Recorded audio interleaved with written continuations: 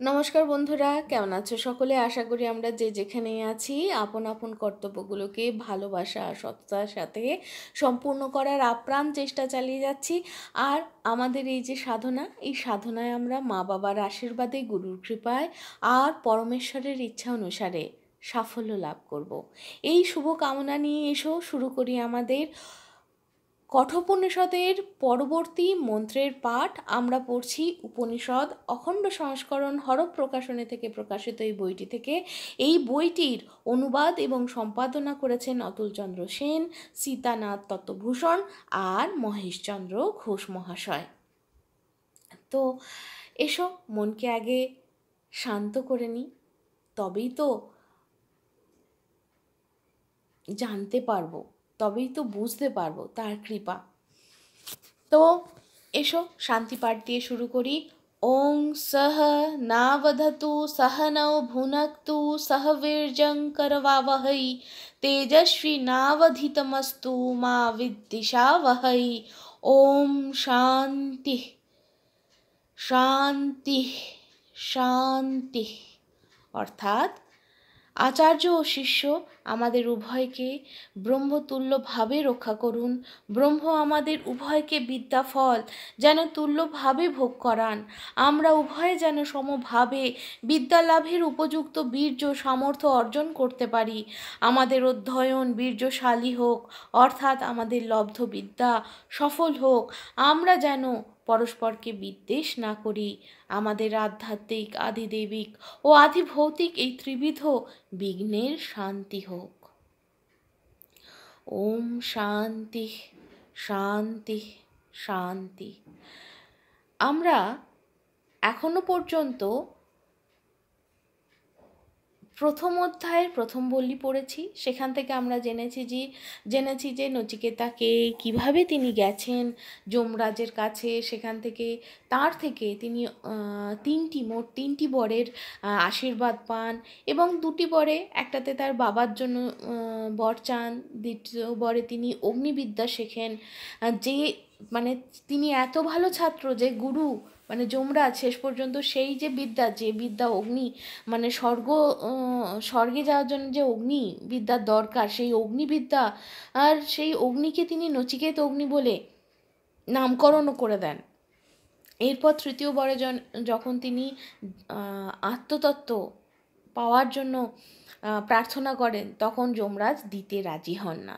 অনেক কিছুর প্রলোভন দেন, এমন যে বৈরাজ পদ পর্যন্ত তিনি না করেন। কারণ তিনি বুঝেইছেন যে এত ভালো গুরু আর তিনি কোথাও পাবেন না। মানে নচিকেতা বুঝেছিলেন যে এত ভালো গুরু আমি কোথাও পাবো না।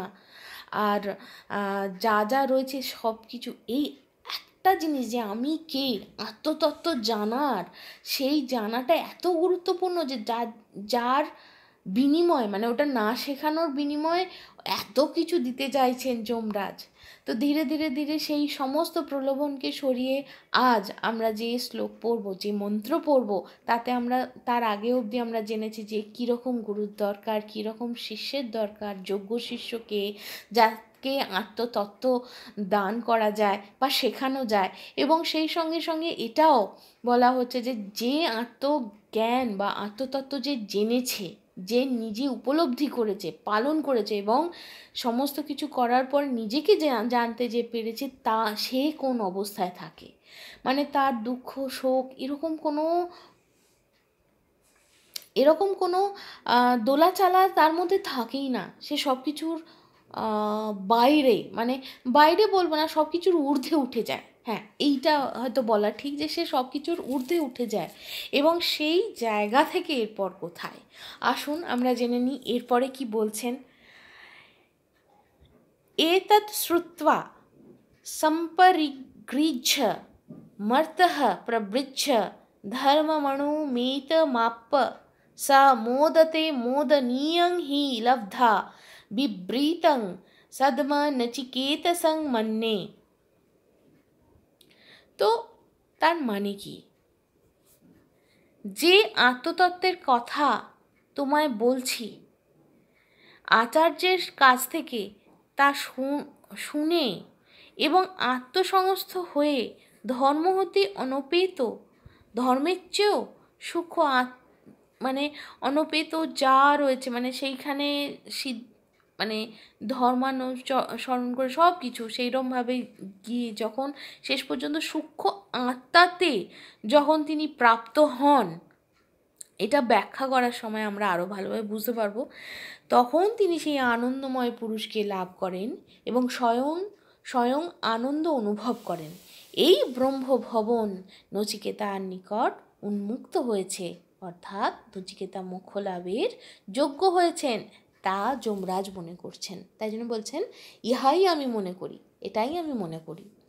তো এই যে ধর্ম হতে অনপেত সূক্ষ্ম আত্মাকে যিনি প্রাপ্ত হন, মানে যদি এইটাকে আমরা এরমভাবে বুঝি, আগে দেখিনি এখানে কি ব্যাখ্যা বলা হচ্ছে যে পূর্ব শ্লোকে বলা হইয়াছে যে আত্মজ্ঞ লোক হর্ষ শোকের অতীত হন।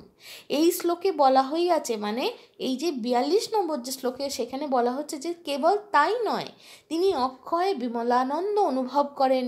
মানুষ মরণধর্মী, পুনঃ পুনঃ জন্মগ্রহণ ও মৃত্যুমুখে পতিত হওয়াই তার প্রকৃতি।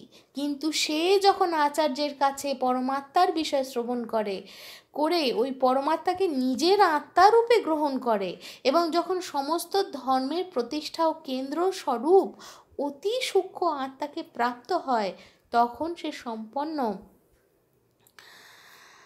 সমস্ত ধর্মের প্রতিষ্ঠা ও কেন্দ্রস্বরূপ অতি সূক্ষ্ম আত্মাকে যখন প্রাপ্ত হয়, যখন সে বোঝে যে সমস্ত ধর্মের সার হলো আত্মা, মানে সব কিছু সারাংশ হলো এই আত্মা, তখন সে সম্পন্ন হয় এবং নিজের মহিমা উপলব্ধি করে প্রবৃদ্ধ হয়।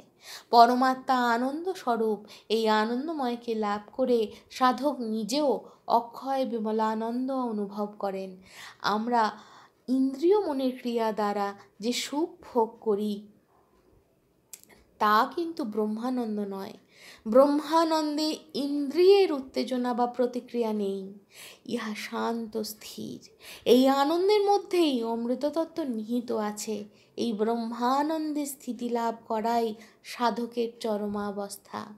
ব্রহ্ম যে আনন্দময় এবং ব্রহ্মকে লাভ করে জীব যে আনন্দময়, তা অন্য উপনিষদে বলা হয়েছে। সেই রকম একটা রেফারেন্স দেওয়া হচ্ছে, বলা হচ্ছে যে যিনি আনন্দরূপে অমৃতম রূপে প্রকাশ পান, তিনি রসস্বরূপ। এই জীব রসস্বরূপকে পেয়েই আনন্দবান হন। তো এই যে দুটো আনন্দ রূপমৃতং যদ্বিভাতি আনন্দ রূপমৃতং যদ্বিভাতি একটা, আর একটা হচ্ছে রসবৈষঃ রসং হে বায়ং লব্ধানন্দী ভবতি তৈ। সেই রস যে পেয়েছে, ব্রহ্মানন্দ লাভ করেছে, সেই আনন্দিত হয়েছে। তো নচিকেতার চিত্ত আনন্দ স্বরূপ অমৃত স্বরূপ ব্রহ্মের অভিমুখী হওয়ার জন্যই যমরাজ বলছেন যে তোমার জন্য ব্রহ্মভবনের দ্বার উন্মুক্ত হয়েছে, অর্থাৎ তুমি ব্রহ্মজ্ঞান লাভের যোগ্য হয়েছ বলে মনে করি।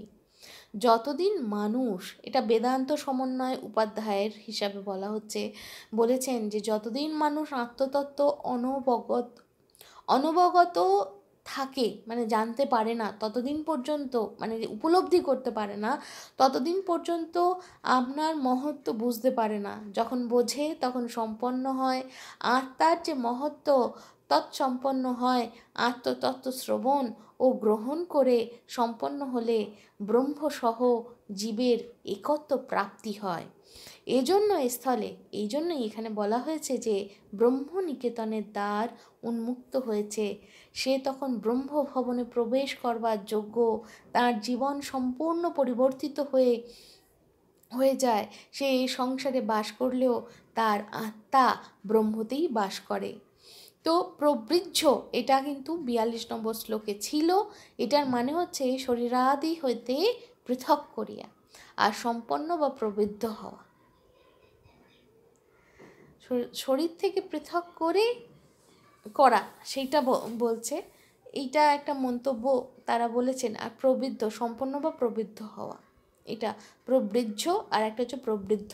এটা হলো মানে সমৃদ্ধ হওয়া, এই দুটো শব্দ আলাদা।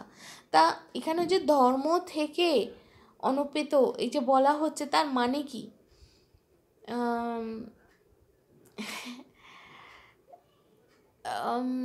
এটা যদি এই উদাহরণ দেওয়া হয় তাহলে বোধহয় আমরা ভালো বুঝতে পারবো যে আগে তো তৈরি হতে হবে, তাই তো? তৈরি হওয়ার জন্য অনেক কিছু করতে হবে, মাকেই সবচেয়ে বেশি কাঠখড় পোড়াতে হয়। কারণ প্রথম আমাদের হাতে খড়ি সেই পুরুত ঠাকুর দিল, সত্যি কথা বলতে কি ওই চকখড়ি নিয়ে মেঝেতে স্লেটে যেখানে পাচ্ছি সেখানে যে আঁকিমুখি কাটি, সেটাও কিন্তু মাই শুরু করেন। এবং ধীরে ধীরে ধীরে ধীরে একটা সময় পর্যন্ত সে ওই ঠুকে বসে থাকে যাতে সে প্র্যাকটিস করে, জানতে অজান্তে।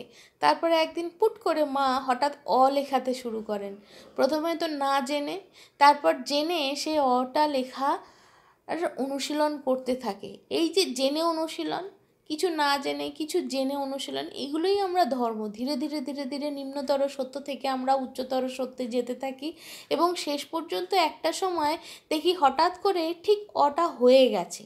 ট্যাঁড়া ব্যাকা যাই হচ্ছিল, আস্তে আস্তে একটা সময় কিন্তু হয়ে গেছে। মা তখন জানলেন যে হ্যাঁ, এবার এসেছে, এবার বাছা আমার ঠিক জায়গায় এসেছে, এবার এর পরে শেখাবো। এরমভাবে আস্তে আস্তে সমস্ত বর্ণমালা শিখলাম, শব্দ তৈরি করা শিখলাম। এবার কথা যে বলছি, আমি যখন বুঝতে পারছি যে যেটা বলছি আমি সেটাই লিখছি, এবার আমি আমার ভাবকে অক্ষর করে দিতে পারছি। এই যে এতটা আসতে হবে, আস্তে আস্তে আস্তে আস্তে শেষ পর্যন্ত কি উপলব্ধি হলো আমার, সমস্ত এত হাও মাও খাও করতে করতে করতে এত কিছু, এই পুজো করলাম, এই ফুল তুললাম, এই সব কিছু করতে করতে করতে করতে করতে শেষ পর্যন্ত উপলব্ধি কি? ব্রহ্ম চৈতন্য স্বরূপ, এবং সেই চৈতন্য আমরাও, তাই তো? এই যে ঠাকুর শ্রী রামকৃষ্ণদেবের কথাই, যে আমি ভগবান, তোমাদের সবাইকেই ভগবান হিসাবে দেখছি। আগে উনি দেখতেন একটা সময় তার জীবনে, তারপরে আস্তে আস্তে তাকে মায়ের আজ্ঞায়, মানে আদেশ অনুসারে তাকে ভক্তি মার্গেই থাকতে হয়েছে। সেরকমও আমরা শুনেছি, তাই না? লাইফ অফ মাস্টার্সের মানে সেই যে সেগমেন্টটা আমরা শুনেছি, পড়েছি, জেনেছি। তো সেই রকমই আস্তে আস্তে উপলব্ধি কী হবে? ব্রহ্মচৈতন্য স্বরূপ যে মূর্তিতে আমরা পুজো করছি সেই ব্রহ্মচৈতন্যই আমি। সেটা যখন উপলব্ধি, সেই উপলব্ধি হওয়ার জন্য আগে তৈরি তো হতে হবে। আমি কথা বলছি, আমি ব্যাকরণটা না জানলে কি করে বোঝাবো, কী করে নিজে বুঝবো, কী করে অন্যের ভাষা বুঝবো, অন্যের ভাব বুঝবো? তার জন্য তো তৈরি হতে হবে। এই যখন তৈরি হচ্ছি, তারপরে কি হয়? তারপরে আমি কনফিডেন্ট, আমার মধ্যে আত্মশক্তি এসেছে, এবার আমি আমার ভাব প্রকাশ করছি, মানে এবার আমি তৈরি। যখন সেটা বোঝা যায়, তারপরে গুরু পরের ধাপ দেন, মানে যখন সে তৈরি, তাই জন্য বলছে যে এবার বাড়িতে ঢোকার অনুমতি পাবে, কারণ তুমি তৈরি হয়ে গেছো। কোথায়? ব্রহ্মের যে আবাস সেইখানে তার দ্বার খুলছে, তুমি এবার যাবে।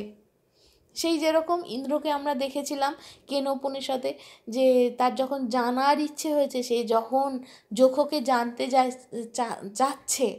চাচ্ছে যে তিনি কে, ব্রহ্ম, যক্ষরূপ ব্রহ্ম, তখন তার সামনে ব্রহ্মজ্ঞান স্বরূপ উমার আবির্ভাব হচ্ছে, তাই না? তো সেইভাবে দেখতে গেলে যখন তৈরি হয়ে গেল, তার থাকটা তৈরি হয়েছে, জানে যে সেই উপলব্ধি করতে পারবে, তখনই তার কাছে ব্রহ্মজ্ঞান দেয়া হবে। তো এখন নচিকেতার যিনি গুরু, মানে যমরাজ, বুঝছেন যে হ্যাঁ তুমি তৈরি হয়েছ।